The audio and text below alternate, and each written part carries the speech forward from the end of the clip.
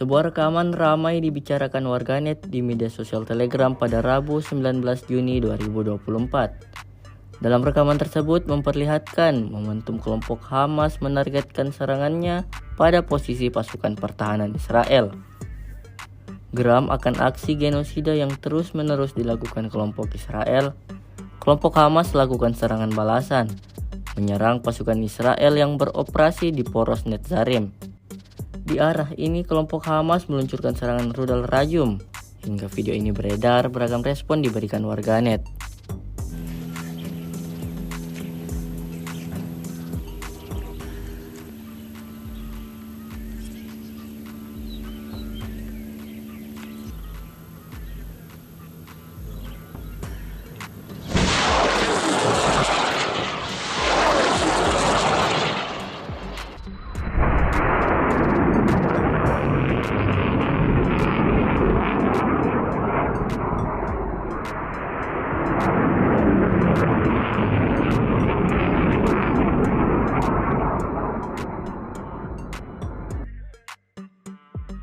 Download Tribun X sekarang, menghadirkan lokal menjadi Indonesia.